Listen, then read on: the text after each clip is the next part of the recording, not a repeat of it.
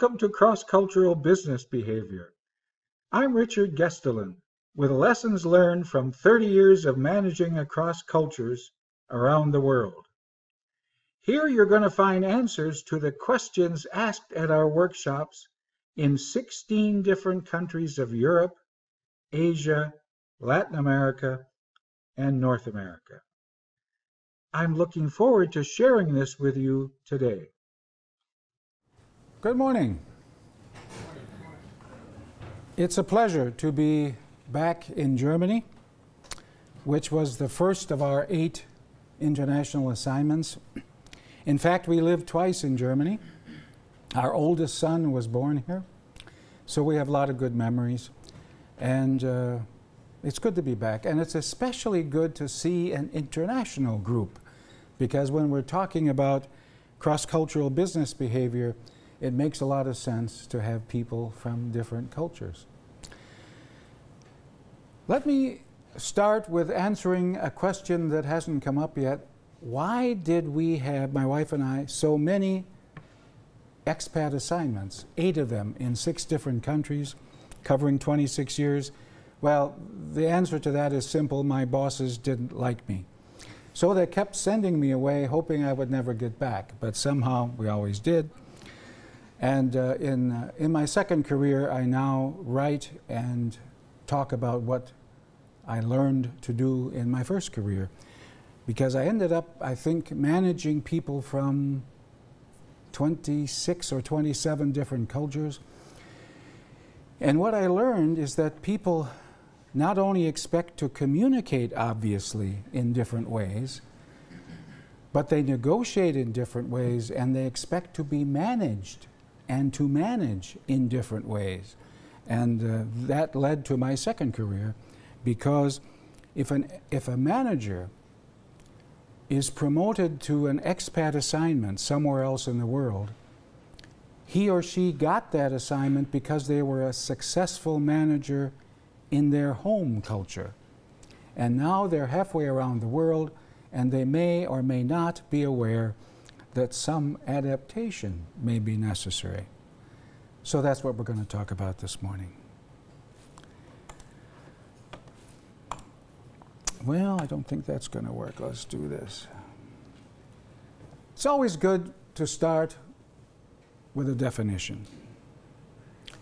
A business culture is a set of expectations and assumptions about how we are supposed to do business. And if there are thousands of cultures in the world, which anthropologists tell me there are, then there's going to be thousands of different sets of expectations about how to do things. And today we're going to focus on doing business, communicating, negotiating, and managing across cultures. So we're going to focus on business cultures, not culture in general. And we're going to look at some tools to analyze the key markets of the world and help us get prepared to start. Because starting in a culture that's unfamiliar to us, starting to do business, can be a bit of a challenge. We're going to look at 2 iron rules of international business, which is the primary reason I wrote my first book. And we're going to look at some patterns of cross-cultural business behavior.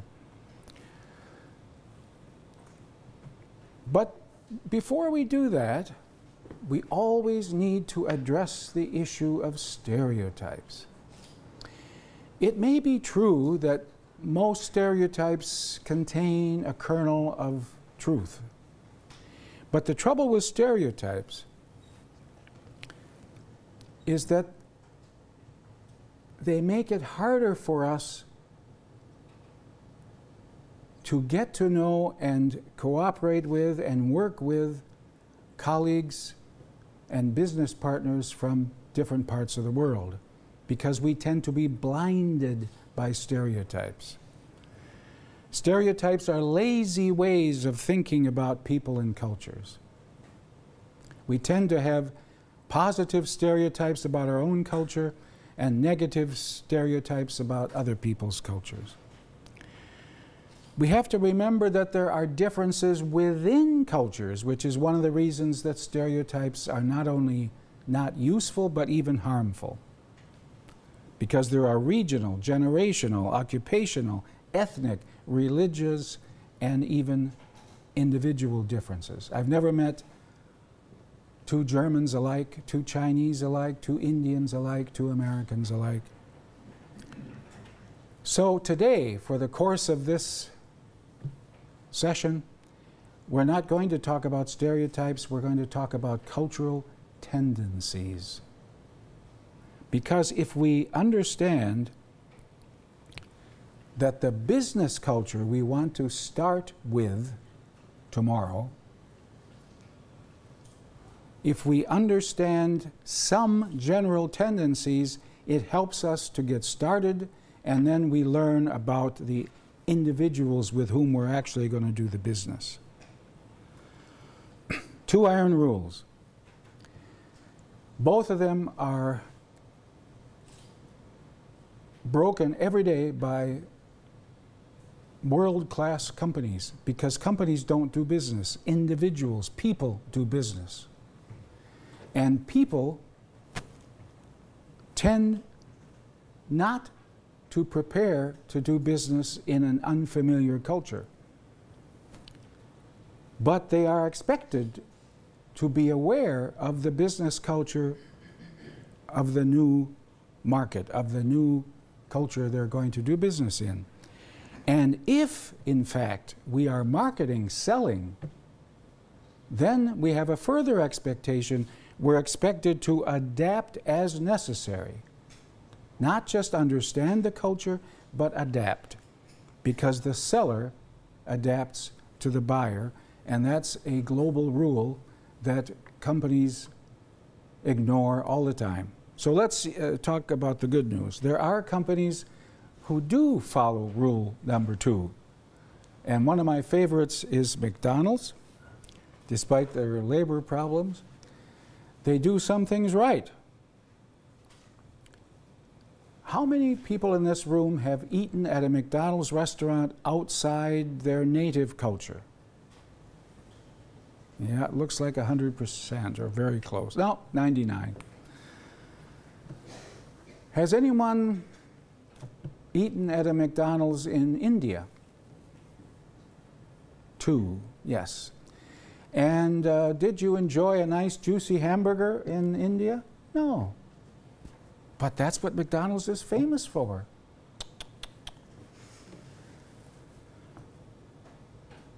McDonald's learned about 25 years ago, after making a lot of mistakes, that they had better tweak their menu to fit local expectations.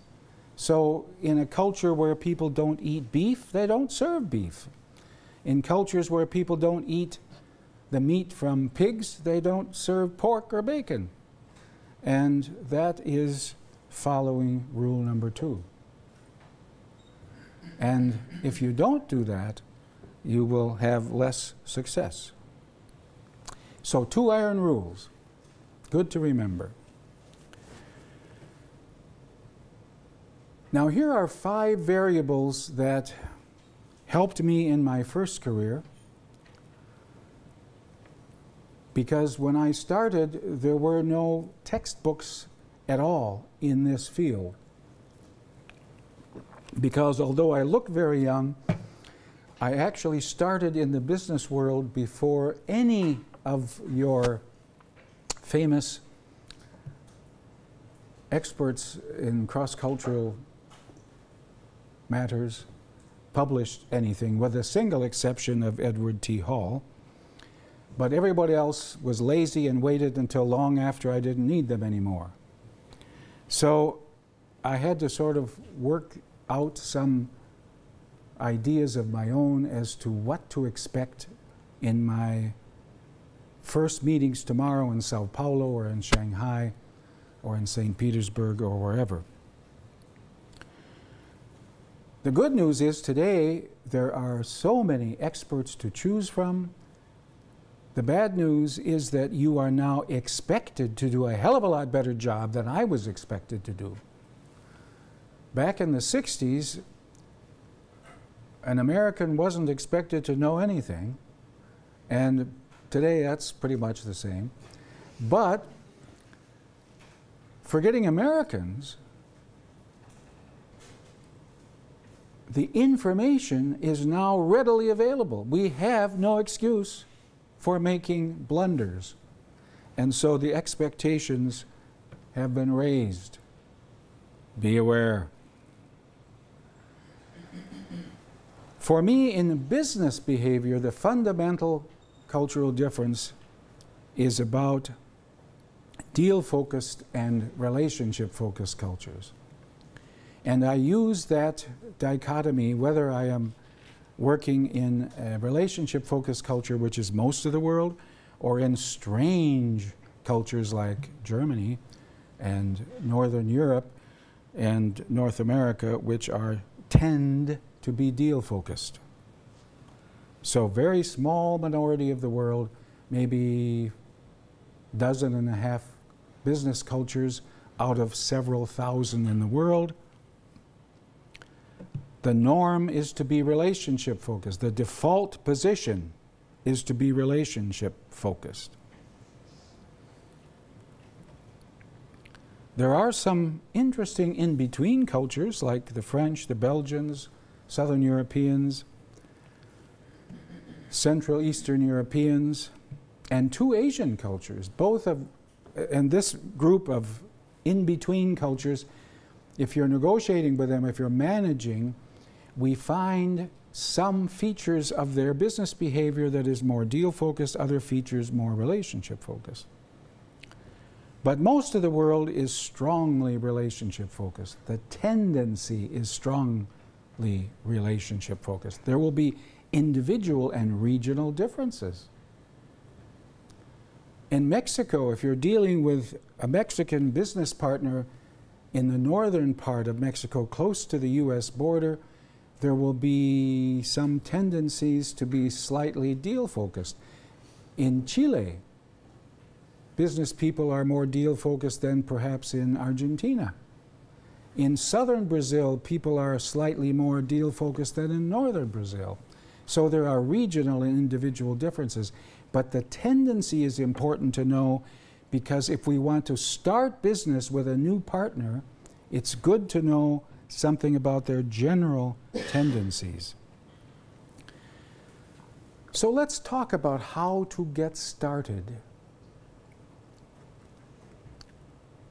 One of the features of being deal-focused is that if you take the list of deal-focused cultures in the world, they overlap with a list of high-trust cultures. That's a very important overlap.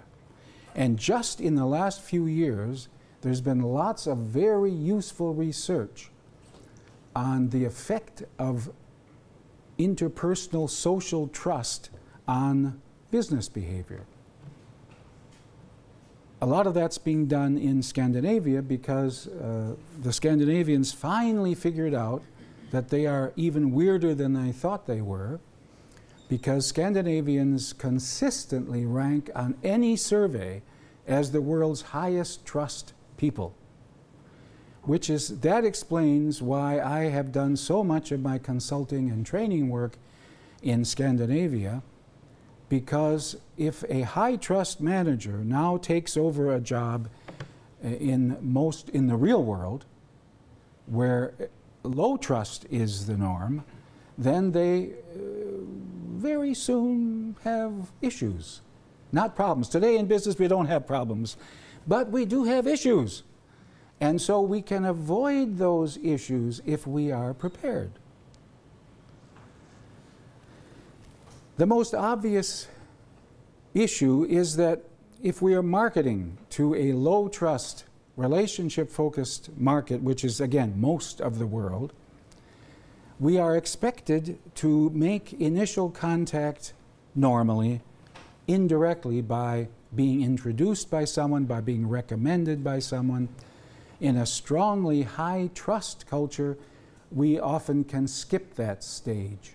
So if we are from one of those high trust cultures, we may not be aware of the importance of proper introductions. To help us remember that, I have this called a wastebasket. So let me use a personal example. We have 6 children born in 4 different countries. They went to 13 different schools. 4 boys and 2 girls, and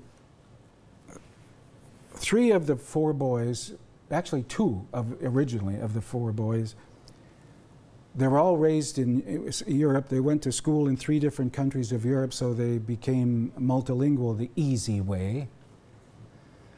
But 2 of the boys looked at the globe and they said, meh, European languages are not enough. So number 2 son learned Chinese and worked for many years for a company in Taipei. Son number 3, whom we're going to talk about, learned Japanese and worked for a big company in Tokyo for several years. But his first week on the job, he saw some behavior that struck him as very strange, so he called me. I was at that time working in Singapore, and he said, Dad, he was the only gaijin in this big company, and all of his colleagues in the room he worked in, they were all Japanese, and whenever they got a communication, especially an offer from someone they had never heard of, they didn't bother to open if it was an envelope. They didn't bother to read it if it was a fax or an email.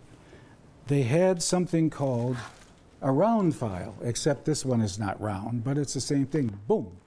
And so my son called me and said, why do they do that? Maybe some of those offers could be interesting. Let's go back to the definition of a business culture. A business culture is a set of expectations and assumptions.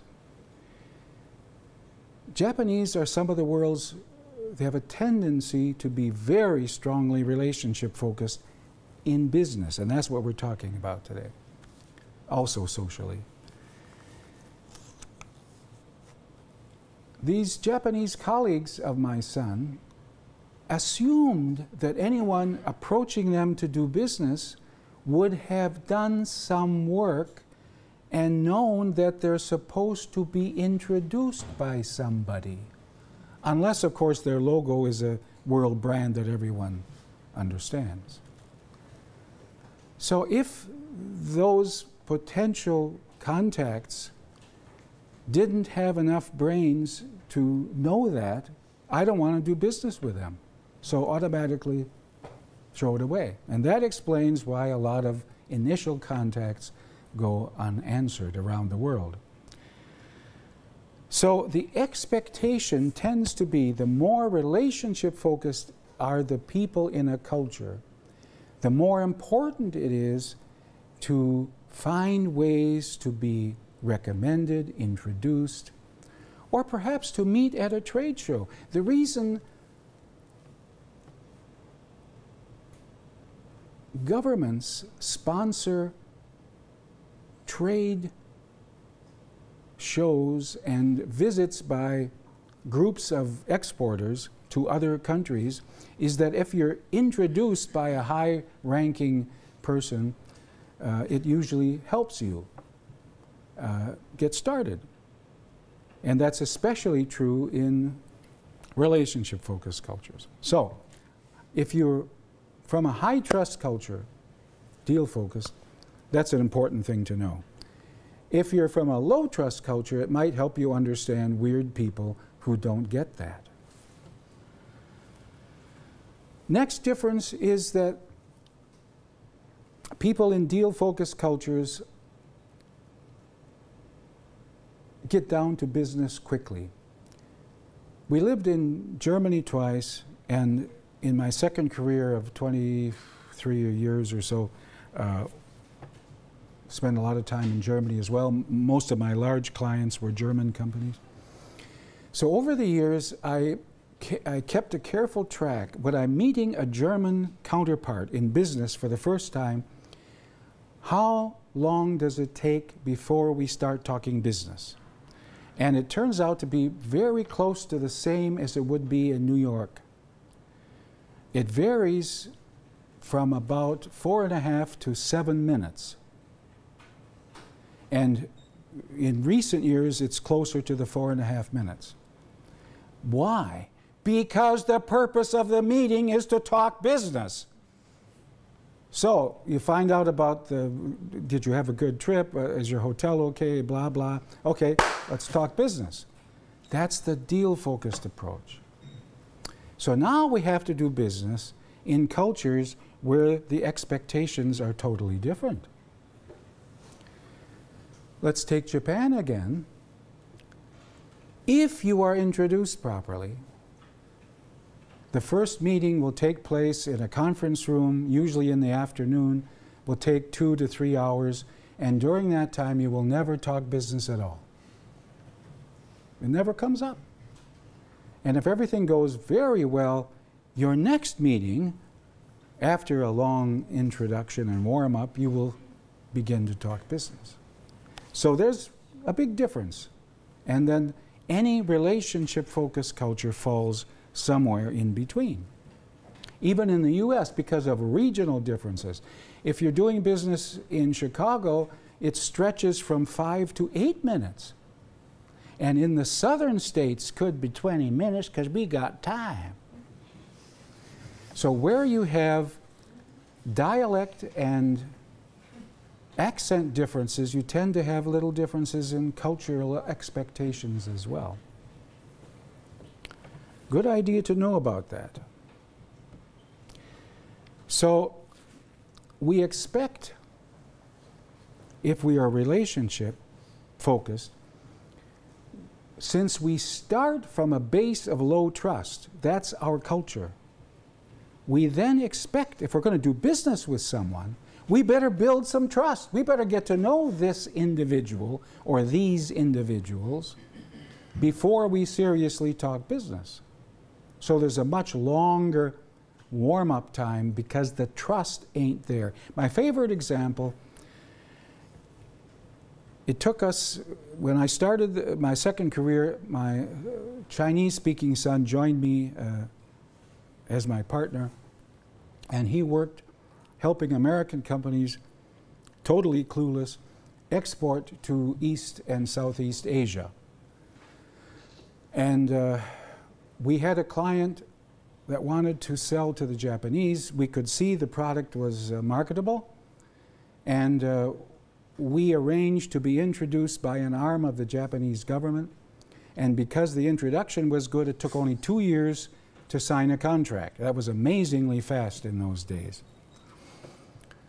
So I think I lost track, but maybe 150 to 180 emails, almost as many faxes, samples, phone calls, and my son visited twice, and then the Japanese came to sign the contract. 2 years, okay? During that time, my son said, "Dad, you're spending a lot of time in Germany and Northern Europe, and silly consulting and stuff. Why don't you help me sell some of my stuff? We have a product here that I'm sure will sell in Northern Europe." So that was on a Monday morning in our office. So that was before Google, but believe this or not, Google didn't exist, right? So it took me 90 minutes to locate a potential importer in Denmark, in a town just north of Copenhagen. And so I sent that guy a 3-line fax, and the next day I got a 2-line fax reply from him. He'd never heard of me, never heard of the company, never heard of the product. Let's meet in my office Friday at 10 o'clock. So I was leaving the next day for Denmark, met in his office. We had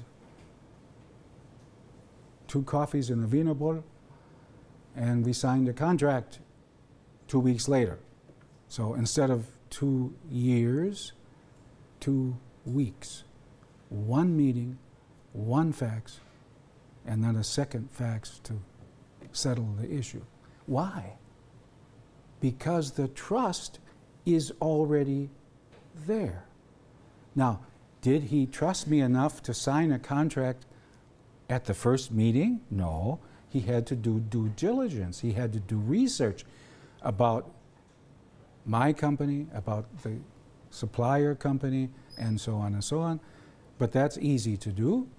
But in terms of the trust needed to reach agreement was already there because he was weird. He was high trust. He was a Scandinavian. That was true in the 90s, and it's still true today.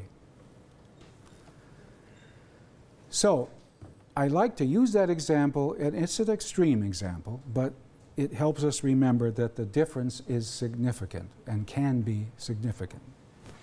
If you ain't got no trust, you got to build trust.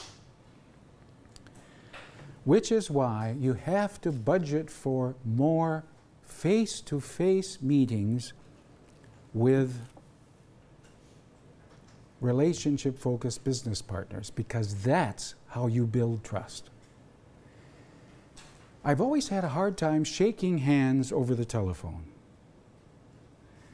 I've had a hard time taking clients out to dinner on Skype, even with video, a video conference. However, it's easy to do all those things in person. So that's why businesses spend so much money running around the world, which is less fun today than it was long ago, because planes are crowded and all kinds of nonsense happens. And still we do it because it's expected.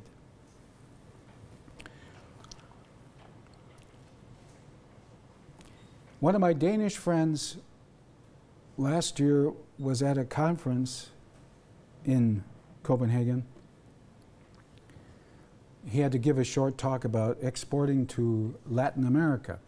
And he got a question from the group why he had been so successful selling in Latin America. And that's because he knew from experience as well as from theory that Latin Americans tend to be strongly relationship focused. So he simply planned to spend about 10 times as many hours with each client, each customer, at the dinner table as at the negotiating table. So negotiations are completed and only formalized at the negotiating table. The real negotiation is what you do face to face, eating, drinking, and socializing. So if we are focusing too much on email and telephone, we will have some issues with our relationship-focused business partners. Deal-focused people also, you know, I can't remember how many negotiating seminars I have attended in the US to see what the latest nonsense was. And Americans always, very deal focused, always talk about negotiating is what happens at the negotiating table. And so we don't always understand that the most important issues are usually solved on the golf course, at the bar before, during, and after dinner. And in other times when you're away from any formal negotiating and you are deepening your relationship. Because it is your relationship which will solve the inevitable problems that come when you have negotiated an agreement, everybody agrees, and then things happen. Stuff happens. So how do you resolve those disagreements? Deal-focused people tend to expect to do it, especially Americans, in a court of law, which is a waste of time in most relationship-focused cultures. Instead, your relationship is expected to be the basis for solving problems. And finally, the difference between deal-focused and relationship-focused expectations, and the one that causes the most trouble for deal-focused people and some problems for relationship-focused people, is different language is used. Now, we all know that there are as many different cultures as there are languages, and as many different languages as there are cultures in the world, because anthropologists and sociologists define, one of the definitions of a culture is that it has a distinct language, not an accent, not a dialect, but a distinct language. So we all know about different languages. But you might be lucky. Suppose you are using English as your international language of business, and you're lucky, let's say you're a German, and you have business partners in Shanghai, Mumbai, and Sao Paulo, and you are lucky that you have fluent English speakers in those three locations, and then you're going to find very likely that your partners in Sao Paulo, Shanghai, and Mumbai are going to use the English language quite differently, and you're going to need to figure out what the hell they mean. And there's nothing wrong with their English. There is an issue that relationship-focused people tend to use language differently than deal-focused people because their priorities for communicating are different. And we're going to come back to that issue, because when I do training, whether it's in deal-focused or relationship-focused cultures, this issue takes more time to get through than any other. Now we come to a second variable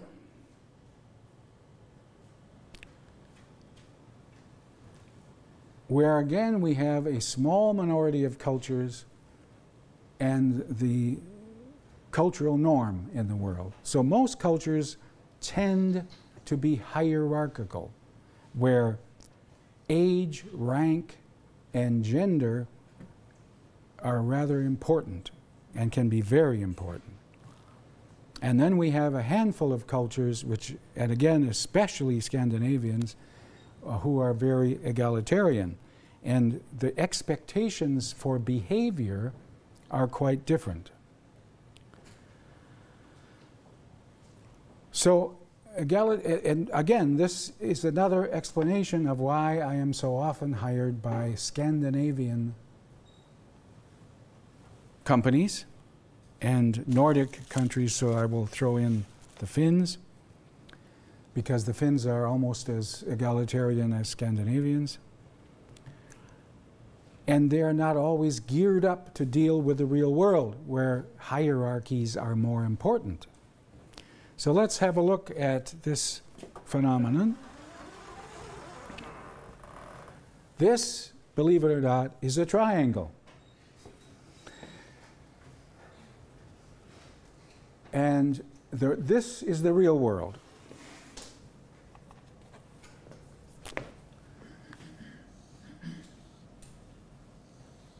This is the egalitarian world. Few layers of management, few status differences, and everyone's happy with that. And now you are sent abroad as an expat manager, and you are dealing with people who find your gender extremely important, your rank in the hierarchy very important, and often your age very important. That's why I dye my hair white, because in hierarchical cultures, older people are treated with respect. So age is important, rank very important, and gender can be very important as well. So if I look at this group this morning, a high percentage of you are both young and of the female persuasion. And that is an issue in a great chunk of the world's cultures, those that tend to be hierarchical. So what do we do about that? Well, we can grow older. That helps a little. We can have a sex change operation, which is probably not. What we can do is to be introduced by the oldest guy in our company who can still walk, especially if he has a nice title, right? Because gender is hard to transfer, but rank in your hierarchy can be partially transferred through introductions. And just a quick example. In Singapore, I was lecturing at the Export Institute, and all of the students were Singaporean Chinese or Singaporean Malays, except one Danish young lady. And she was, and the rest, all of them, all the students were studying part-time and working part-time. She worked for a Danish jewelry, gold jewelry manufacturer. And during the lecture, when I was talking about hierarchies, she asked a question: which Asian cultures are toughest for women to do business in? And in those days, and wouldn't change a lot, specifically Asia, I said Japan and South Korea, mostly because there aren't very many women managers there. So your customers are going to be men, and except for the secretaries, and they're going to expect that a salesperson will be male, and they will wonder why somebody is sending a secretary to sell me something. So it's expectations, right? So that the next day she went to her boss in the jewelry company and asked him to send her on a sales trip to Japan and South Korea, and for good measure to Saudi Arabia as well. Okay? So no surprise, that evening I got a call from her boss. And if I sort of toned down his language, roughly he said, "Are you insane?" And so we had a little chat. And she went to those 3 countries during the semester break. And on the first week of the new semester, she proudly got up and reported to the class that she had sold jewelry in all 3 of those markets. And in fact, she had been offered a job as manager in Saudi Arabia. But the Saudi Arabia job was because she was a good-looking blonde, but she was selling successfully. It didn't hurt to be a good-looking person. That's why I'm so successful. But the key was she was introduced by her boss. Now, he couldn't travel with her, so he introduced her the best he could over the phone, and I think in a video conference as well. And he explained to these potential customers that she was an expert in the field, which she was, and she was able to answer all questions from her clients, didn't have to make reference back to the home office, and she sold successfully. Because using her big male white-haired boss as a introducer got her started. She still had to do a good job, but she got off to a good start.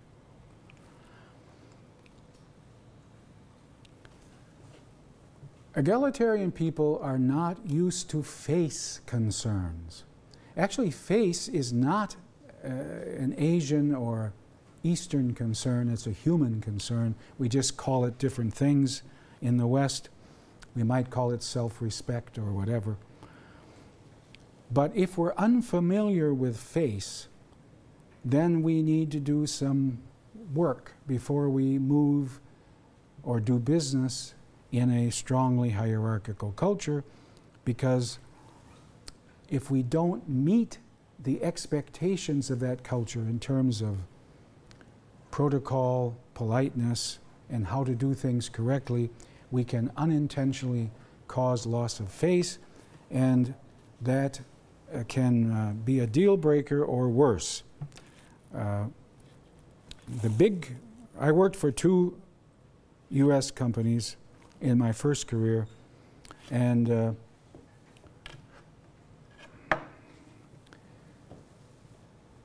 there were 3 expat failures during my time with that company. And the worst one was we sent a young man to Hong Kong. I think the company was simply trying to save money by sending a bachelor so he would be cheaper, didn't have a wife and kids to support. But they didn't pay much attention to his qualifications. And in those days, he got no training. Today, everybody gets training, I hope, but he didn't get any. And I'm not sure it would have helped with this particular young man. He wasn't that young. But he managed in the first week to unintentionally insult the 3 most senior people in the Hong Kong office. And by the next week, he was getting death threats over the telephone. And in the 3rd week, he got a dead rat in his mailbox, which in Hong Kong says, it's time for you to leave. So we had to take him out and bring him back to the States. And he wasn't malicious, he wasn't, had no bad intentions, he just had no clue. And if we have no clue, we are going to have issues. And now we have again the difference between direct and indirect language. If a culture is both relationship-focused and hierarchical, which is often the case, there is a tendency to try very hard not to offend anyone, not to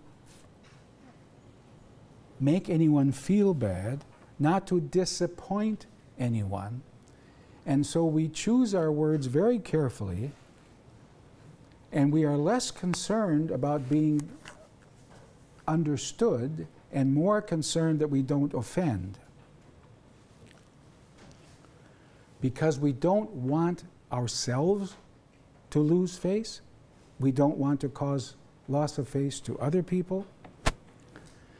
And so for Westerners, and I think very much, for example, in Germany, where people tend to speak very directly compared to the rest of the world,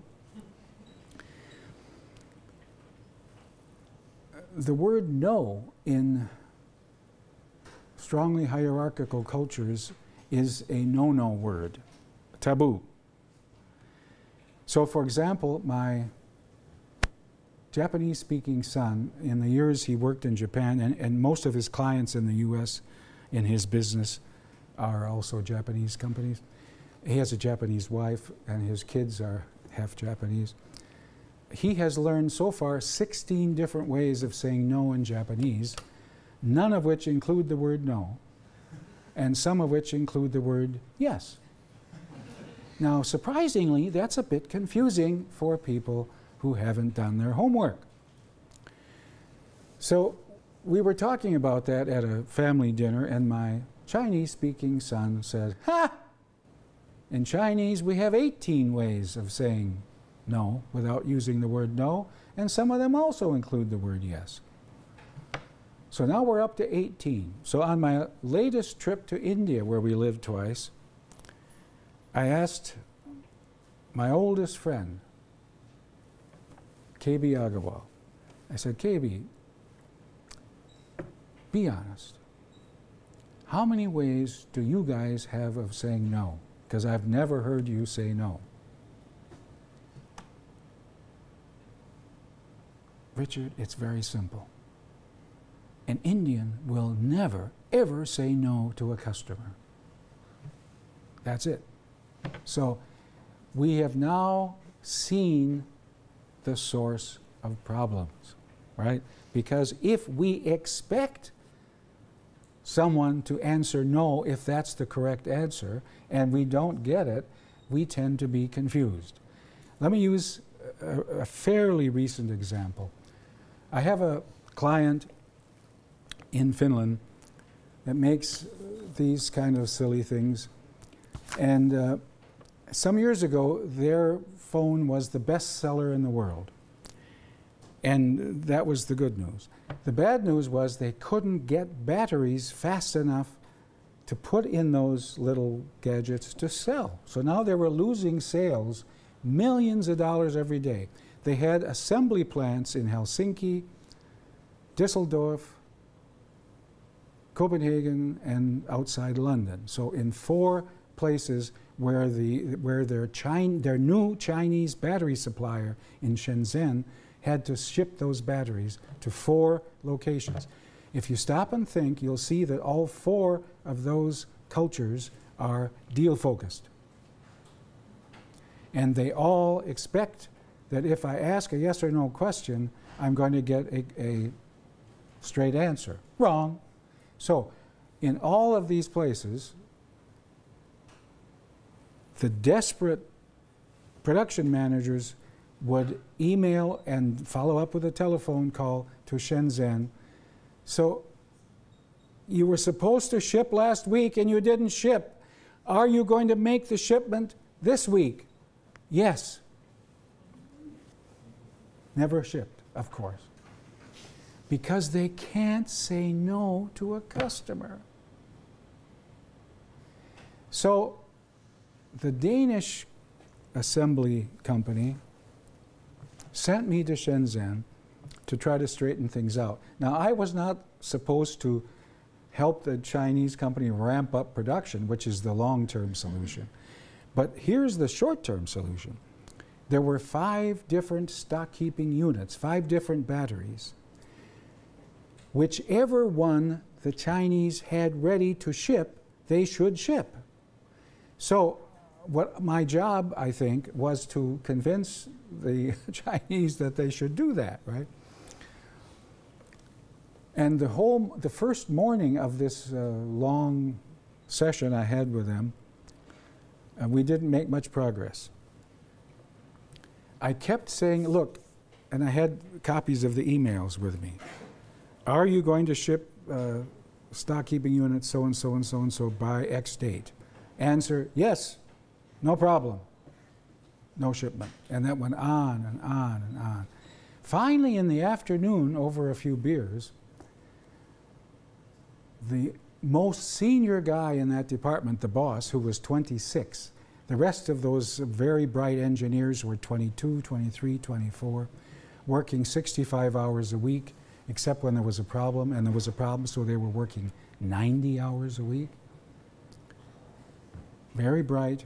But finally, the penny dropped, and the boss said, ah, now I understand. You guys don't get it. I see. We don't get it. Yes. You see, our Chinese customers, when we say, yes, we're going to ship, they know when we mean no. Why don't you get it?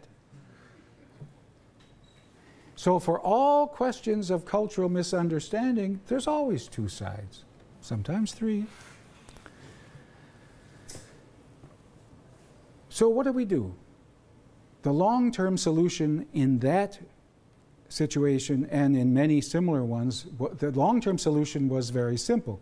We pick the smartest guy in Shenzhen, send him to either Helsinki, Düsseldorf, London, or Denmark for as long as the visa allows, to get brainwashed and figure out that you can say no, even say no to a boss, and survive. So they get, in the same way that the best way to learn a language is by total immersion. That's the best way to learn a culture, right? And that worked. But in the short run, the answer was these guys in Denmark, Finland, Germany, and England no longer said, can you ship by X date? Instead, they said, by what date can you ship any of the 5 following stock keeping units? Oh, that was simple, and it worked.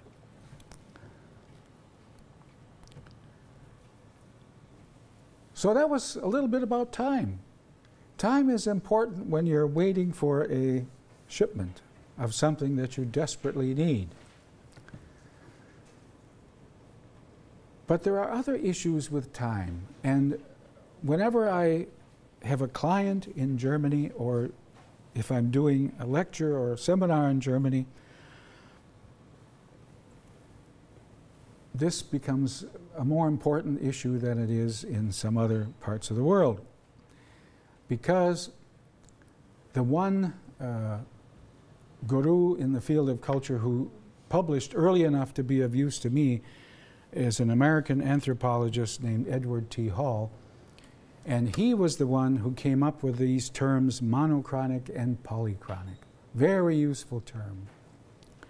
And he ranked Germany at that time, back in the 60s, as the world's most monochronic culture, where minutes are very important.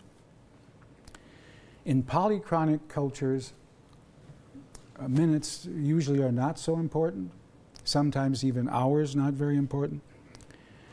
And so if we are, whichever culture we're from, whether it's monochronic or polychronic, it's important to know about the expectations of the others, because otherwise we cause people to be upset. So first of all, it's about punctuality. We lived, as I said, in Germany twice. We lived in Frankfurt am Main and Bad Homburg. And I quickly learned that if I have a meeting tomorrow in Hamburg at 9 o'clock in the morning, I'd better be there at 5 minutes before 9. And that was easy. Then we lived for 8 years in Italy. How many of you have been to Italy? Yeah, more than half. Yeah. And now, as you all have learned, if you've been in Italy, and the same in Spain, the clock begins to slow down as you move south, right? So if I had a meeting in Milano or the Veneto or anywhere in the north, meetings would start almost on time, 5, 6, 8, 10 minutes late maybe.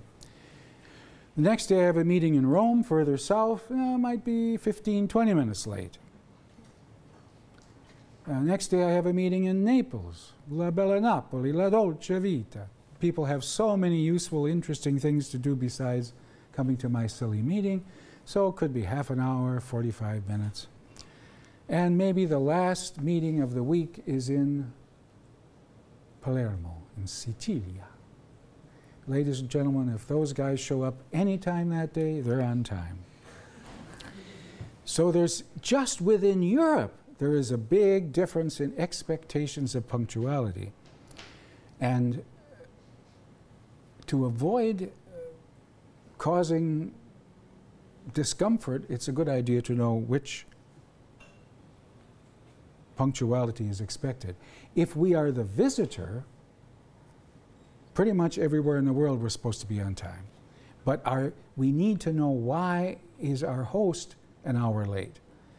If our host is a few minutes late in New York, that means they don't want to see us, because New York is like Germany.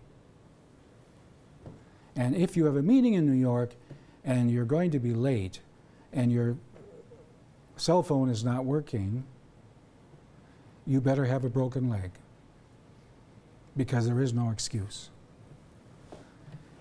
time is money, right? But now you are in Indonesia. In Indonesia, there is rubber time. Time stretches to fit your needs, whatever it might be. So it's important to know where we are and what we should expect. Unless, if it's one of us in Indonesia, we have to be on time. That's okay. But now we know why our host is late, you see? He still wants to see us.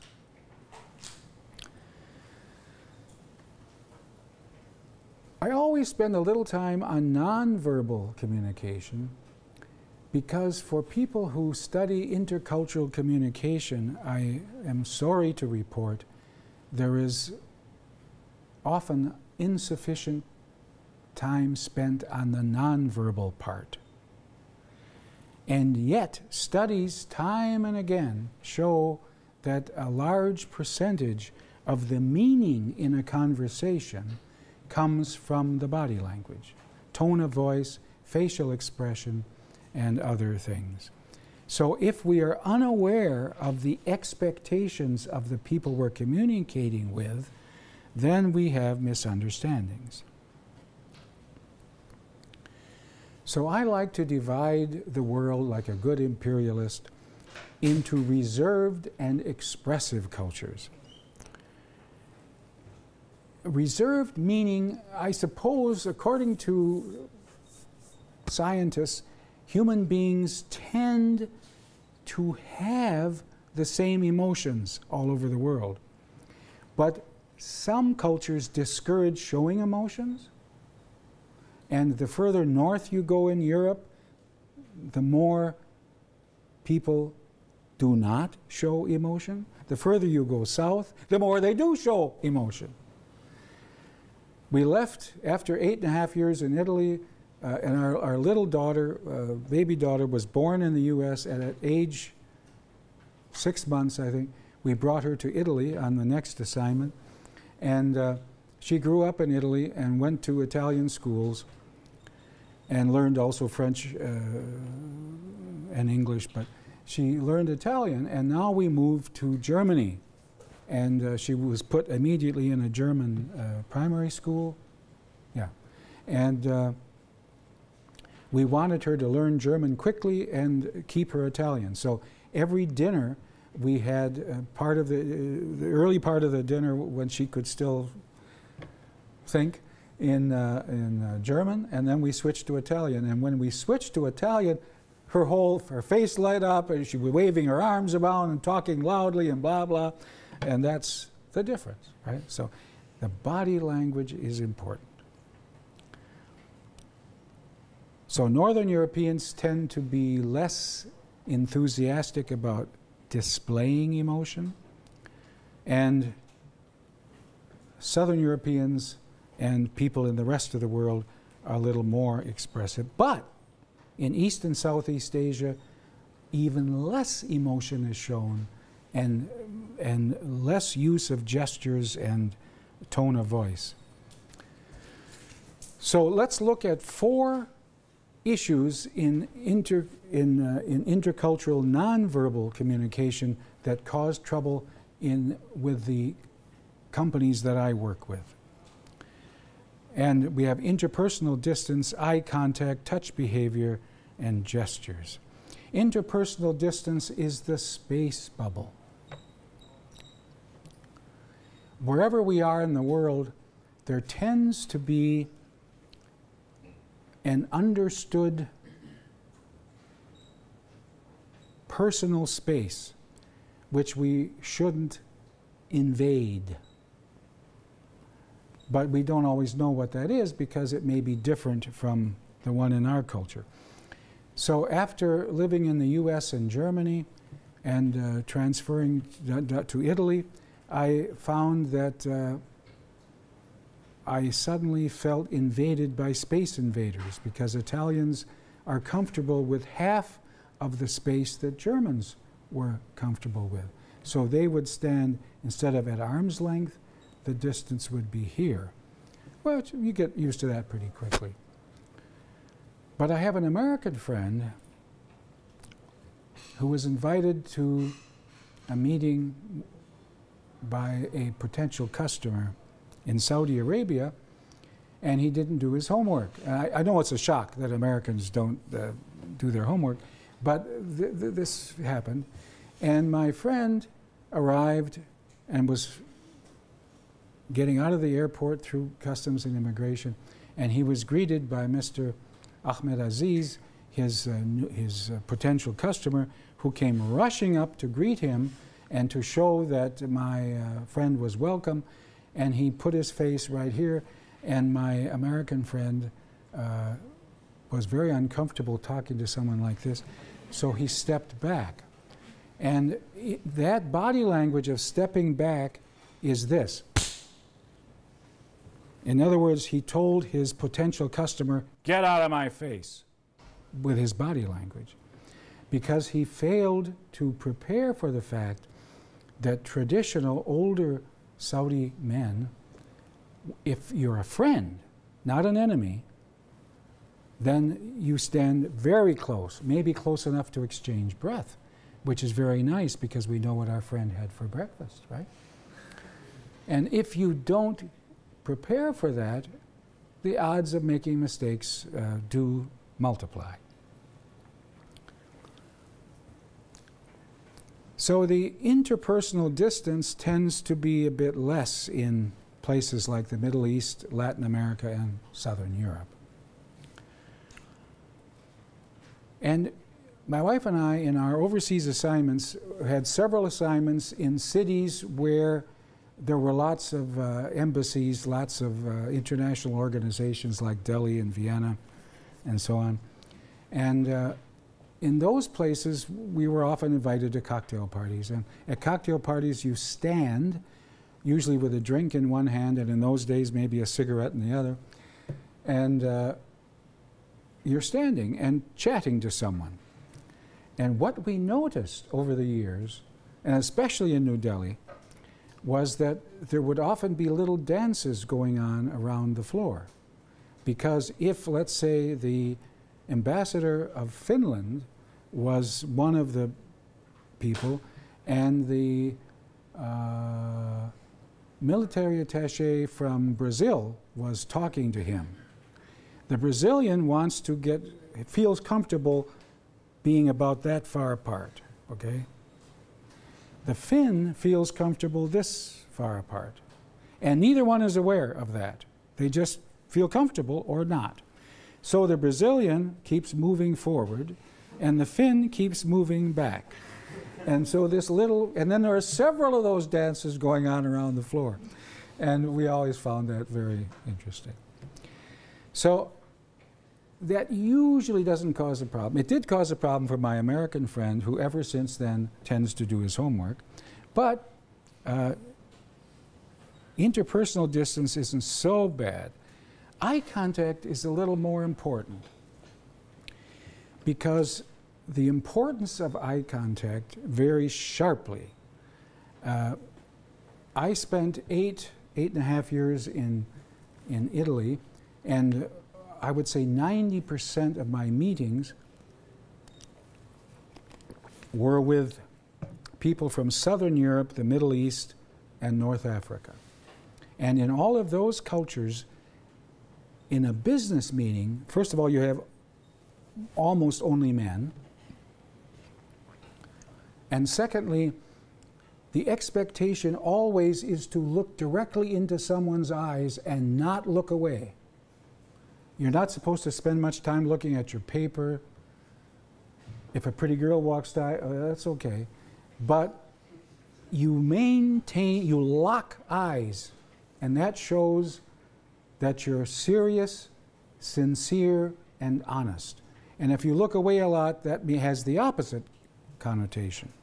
So you learn to use strong eye contact. Now the company, in its wisdom, moved us to Singapore, on the other side of the world, and as this slide shows, the expected eye contact is precisely the opposite. Instead of a lock into someone's eyes, you never look into anyone's eyes. except maybe for a fleeting second. So you look at their face, it's okay, but you don't look into their eyes. And I found out the hard way because I didn't do my homework. I did a lot of work preparing to go to the Singapore office. I was going to expand our operations in Southeast Asia. I did a lot of homework, but I missed that very important part. So here I am in the office taking over a staff of Singapore Chinese and Singapore Malays. And with each one, I gave them a soft handshake, because that much I had done, not like in Germany or Italy or Europe where you give a good firm handshake. No, a nice soft handshake. And then I made the mistake. I looked into each one's eyes. And by the time I finished all the introductions, I could see that everyone in the office was uncomfortable with me. So that was on Monday morning. Finally, on Friday afternoon, my petite Singapore Chinese secretary came to me and said, "Boss, why do you always look at us so fiercely?" Okay. Lesson learned. So strong eye contact has three possible meanings. Either you're angry with the person that you're looking at, or you're drunk, or you're insane. And for some reason, my staff did not want an angry, drunk, insane boss. So we got away from that. So in all the years I did negotiations in East and Southeast Asia, I made a strong point of not having eye contact. I looked at people's foreheads, noses, chins, ears. Hopefully they had an interesting necktie, whatever. So eye contact varies sharply and has, oh, I suppose I should mention to the ladies in the audience, we had a number of issues during the time that we lived in Southeast Asia, not so much in Singapore, but in Jakarta, Kuala Lumpur, and a couple other places, Bangkok. If a woman is walking down the street and makes even fleeting eye contact with a man on the street, that eye contact is an invitation to go to bed now, not tonight. And so there were issues arising from that misunderstanding. So eye contact can send very strong signals, right? We got to be aware of that. Oh, and one more thing, just to underline even in Singapore, which is a very, violent crime is extremely rare in Singapore. But there was a case, a very rare case of a murder that was discussed by the head of police, television, because it happens so rarely, and in the newspapers. And what would happen, two Singaporeans were walking down Orchard Boulevard, the main shopping street, on opposite sides. And one of them was looking at a shop window on the other side of the street, but a gentleman on that side of the street thought he was looking at him. And of course, he was looking intently at something in the window that he was in. He was wondering, should he cross the street and check out that whatever it was. But gentleman B thought he was being stared at. Out comes a knife, crosses the street, and that's one less Singaporean. So staring has very negative meanings. So just, I don't think it's going to happen to you. But touch behavior, if anything, sends even stronger signals than eye contact.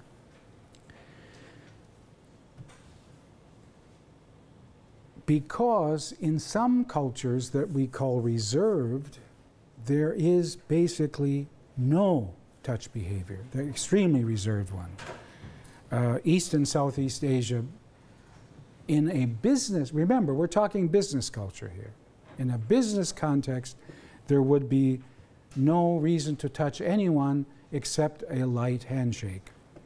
And in some cultures, not even that. If one of the people you're meeting is a woman, perhaps in India and other parts of South Asia, and also perhaps in Thailand, you would use a gesture other than a handshake. So very little touch behavior. And until recently, I had only low contact. And I lumped together Northern Europe and East and Southeast Asia. But I had 2 years ago in Denmark, a class of international students in the hospitality business. And one of them was an attractive Thai woman. And when I lumped together Northern Europe and East and Southeast Asia, she raised her hand, she said, "No.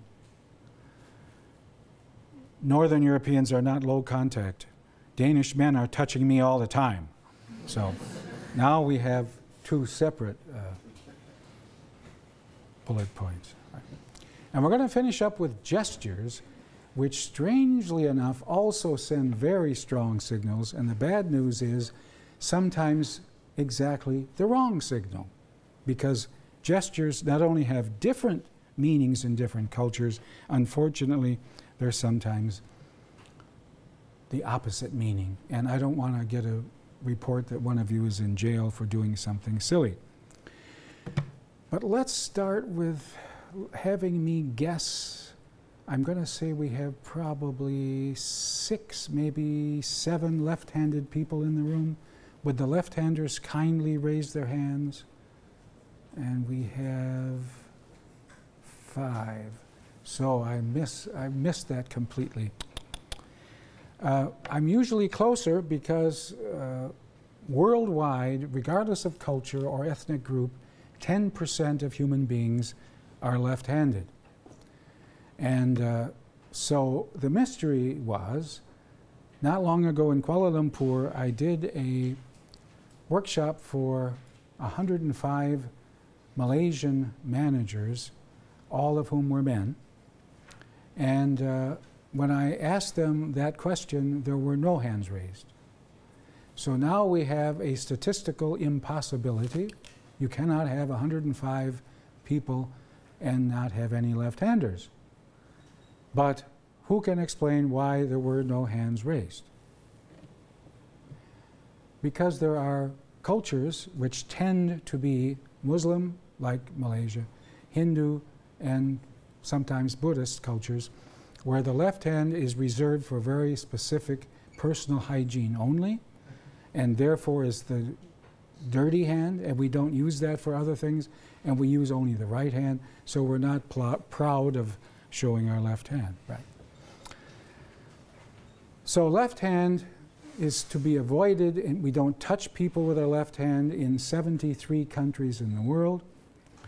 We don't eat with our left hand, and in the same cultures, we don't sit in such a way that if we cross our legs that we show the bottom of our shoe or our foot to someone. That's also very bad. And because in those cultures, often the shoe tends to be a little dirty from the streets, etc., which is the same reason we take off our shoes in temples and religious places. And in Thailand, for example, I was once waiting in a long queue midnight at a hotel in Bangkok. A late flight arrived, and there were some Europeans ahead of me, desperate to check in, and the husband noticed that there was some space at the counter, but it was blocked by 2 giant suitcases, and he was holding suitcases, so he moved those suitcases with his foot. And the Thai people who belonged to those suitcases got this look of horror on their face that someone had touched their belongings with their foot. So, yeah. Thumbs up sign long ago had, I forgot, 6, 7 different meanings around the world. But they're shrinking, the number of meanings. But still, my Japanese-speaking son, once a year they had a big office picnic and everyone went around saying, Mitsubishi Ichiban, my company's #1, right? And in the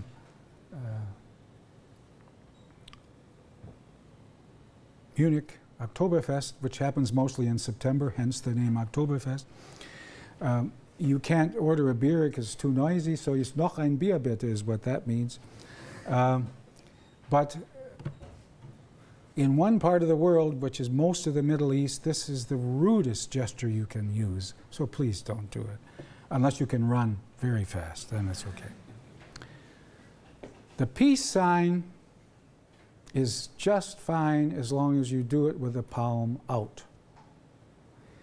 But going back to 1415, in one of the wars between the English and the French, this became a serious insult, which has moved away from those two cultures, and it's something like 2 of those, so don't do that. Always have the palm out, okay?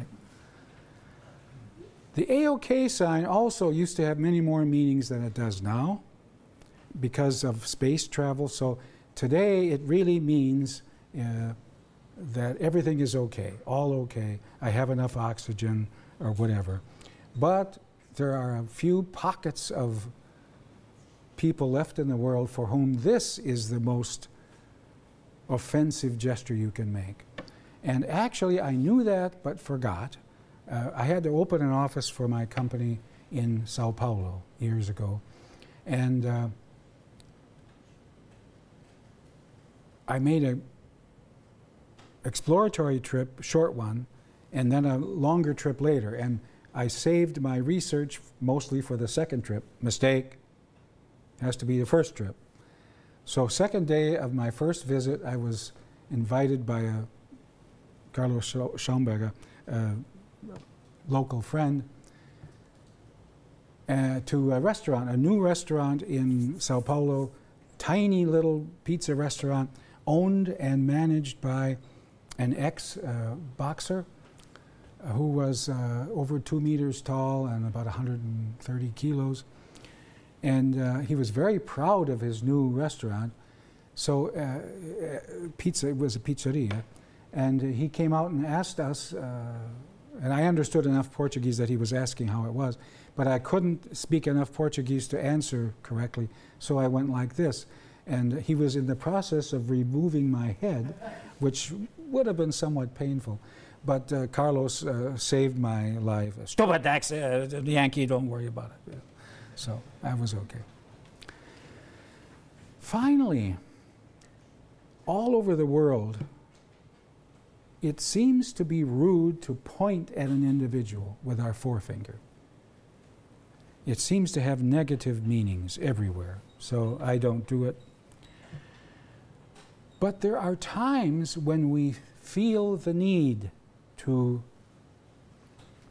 point. So for example, I was in a meeting in Osaka, and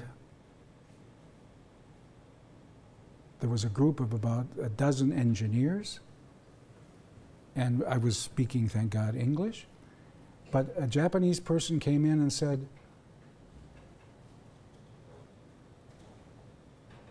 Kawasaki-san, doko desu ka? Where is Kawasaki-san? And I knew where Kawasaki-san was sitting, and that's when I had done my homework. So I was able to point with him, at him with my whole hand, which is fine. But I couldn't point with my finger. That would have been rude. What about in Thailand?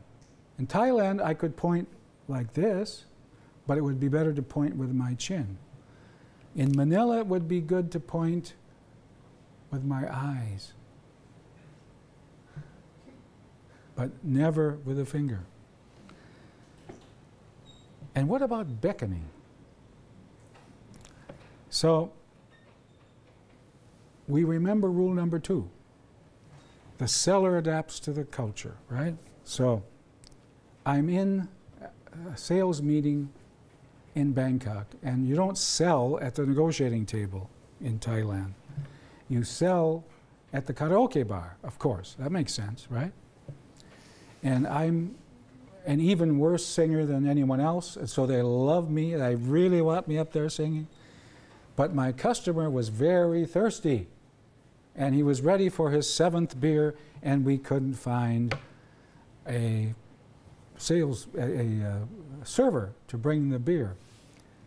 I finally spotted a nice young lady, and I remembered not to do this. I did this, which doesn't mean bye-bye, it means please come here. Because this is reserved for dogs and prostitutes. So sometimes we do things right, and it helps to know where we are in the world, and it helps to remember the 5 variables, and it really helps to do our homework.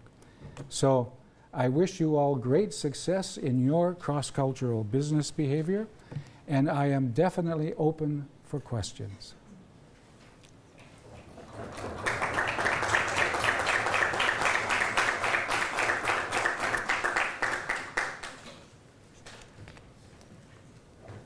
Q&A session is open, so please get some questions for Mr. Gesteland. Well, everything was so clear that we won't have it, but please have. Yes? I would like to know, please, in the beginning, field focus, relationship focus, you said you spend 2 to 3 hours in a meeting room without talking about business. Yes. Yeah, what are you talking about? It helps to be prepared. Yes, because, and many deal-focused people are not prepared. So, first of all, it's going to be 50-50. So your job is to ask questions about the local culture. So we use the example of Japan. So you're going to ask about Japanese culture, about the tea ceremony, about anything but politics, anything but religion, anything but sex. If you will leave aside those 3 things, so you talk about travel, food, and booze. Booze is good. Then you have the gender issue with this all the time as well, I think. Very much so, very much so. To the point, back to Japan, more than once, if I was at a business meeting and there was a woman in the team, I was very gently, diplomatically asked that she should have a headache and stay in the hotel watching a movie after dinner. Up till dinner was fine, but now it's time for male bonding. And men, not all Japanese, but many Japanese men feel a little constrained if there's a woman in the group. So there were times when the woman, like my boss, for example, she said, no, I'm going to go. So, and it worked out, but everyone got much less drunk, which was fine, no problem. And finally, a word about the gender issue. Finally, 4 years ago, in Tokyo, the trains, the late night trains, began to organize a separate car for women. Because Japanese men, there is a tradition that if a male is drunk, whatever he does with a woman is okay, except the woman might not agree, and that's too bad. So then they got smart enough, which is the other reason that women shouldn't be along for these long drinking sessions.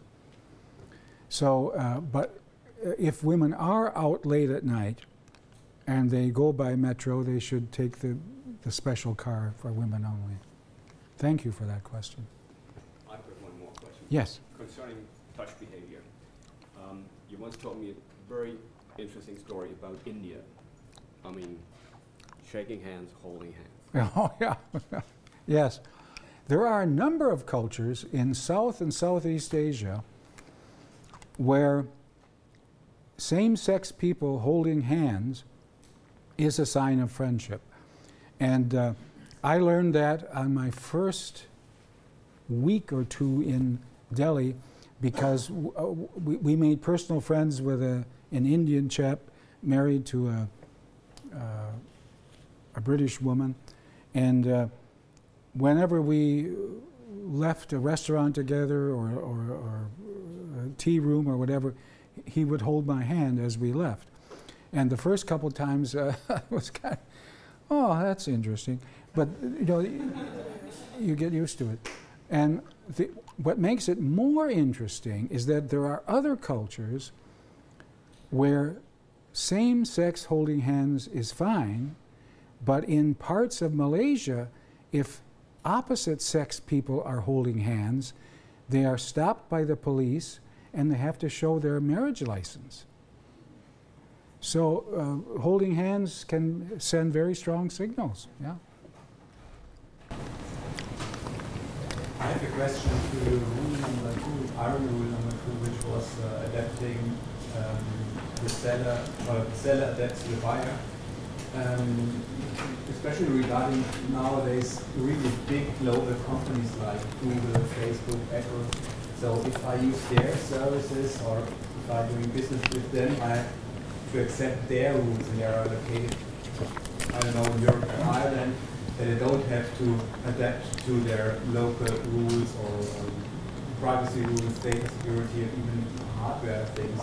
I just have to take what they offer, and that's it. This is yes, excellent. because it's a